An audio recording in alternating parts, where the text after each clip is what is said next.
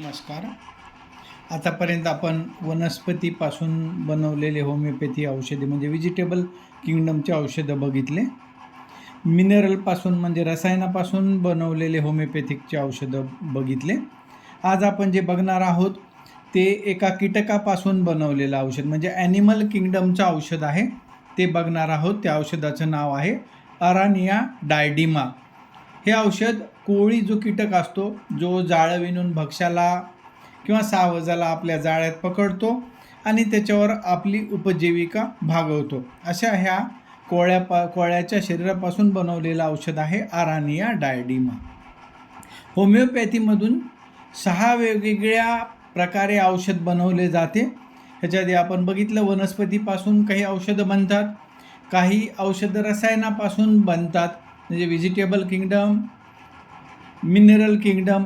काही औषधं हे प्राण्यापासून बनवलेले असतात, तो ॲनिमल किंगडम ग्रुपमध्ये येतात. ते काही औषधं हे अंतर्स्त्राव ग्रंथीपासून म्हणजे अंतर्गत ग्रंथीपासून बनवलेले असतात, ज्यामध्ये एंडोक्राईन ग्लँड असतील किंवा इतर कोणत्या ग्रंथी असतील त्यापासून बनवलेली औषधे असतात.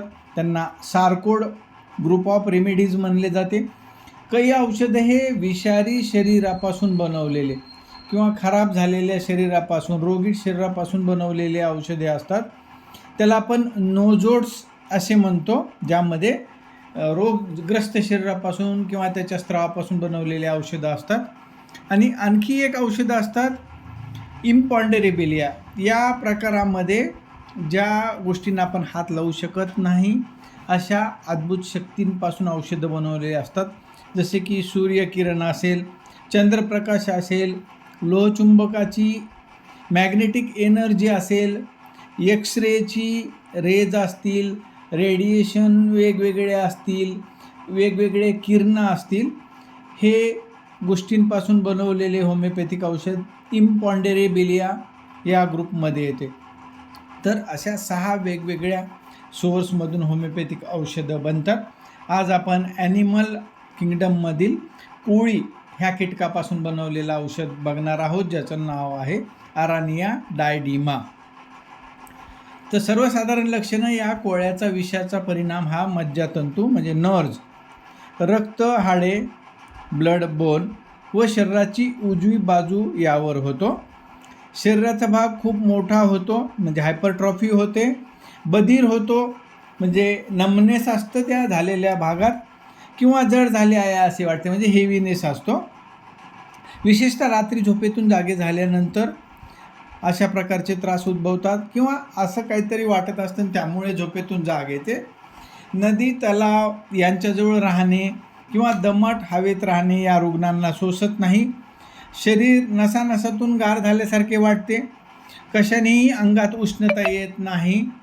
रक्तस्राव, हाडावरील आवरणाची सूज, वेदना तीव्र स्वरूपाच्या असून त्या नियमित वेळी एखाद्या ठराविक तासाला किंवा दररोज, एक दिवसाआड, आठवड्याने किंवा दर महिन्याला सुरू होतात. म्हणजे पिरियडिसिटी असते, मग ती आवरली असेल, डेली असेल, अल्टरनेट डे असेल, वीकली असेल, मंथली असेल किंवा इयरली असेल.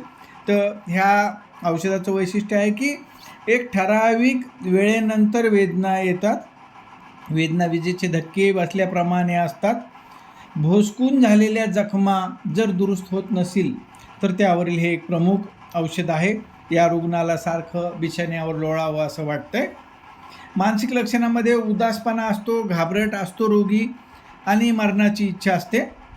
डोके उजव्या बाजूस वेदना होतात. मोकळ्या हवेत किंवा विडी सिगरेट पेल्यानंतर डोकेदुखी कमी वाटते. घेरी येताना डोळ्यापुढे काजवे चमकल्यासारखे चमकते.